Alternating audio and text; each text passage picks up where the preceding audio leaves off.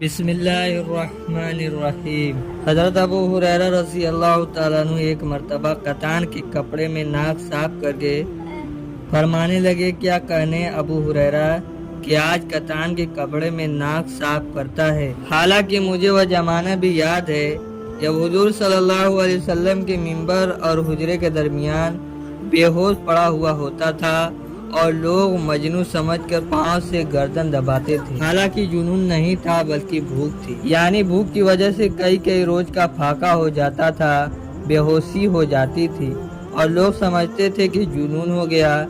کہتے ہیں کہ اس زمانے میں مجنون کا علاج گردن کو پاؤں سے دبانے سے کیا جاتا تھا۔ حضرت ابو ہریرہ رضی اللہ تعالیٰ عنہ بڑے صابر، تھوڑے پر بس کرنے والے لوگوں میں تھے۔ کئی وقت پھاقے میں گزر جاتے تھے۔ حضور صلی اللہ علیہ وسلم کے بعد اللہ نے فتوحات فرمائی تو ان پر تونگری آئی۔ اس کے ساتھ ہی بڑے عابد تھے۔ ان کے پاس ایک تھیلی تھی جس میں کھجور کی گٹھلیاں بھری رہتی، اس پر تسبیح پڑھا کرتے۔ جب وہ ساری تھیلی خالی ہو جاتی تو باندھی پھر بھر کر اس کو پاس رکھ دیتی۔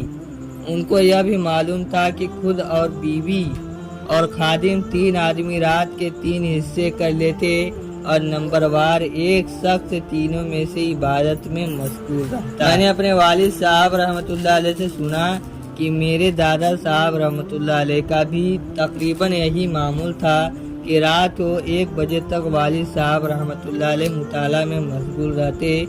1 بجے دادا صاحب تہجد کے لیے اٹھتے تو تقاضا فرما کر والد صاحب کو سلا دیتے اور خود تہجد میں مشغول ہو جاتے، اور صبح سے تقریباً پون گھنٹہ قبل میرے تایا صاحب رحمۃ اللہ علیہ کو تہجد کے لیے جگا دیتے اور خود اتباع سنت کی پیروی میں آرام فرماتے۔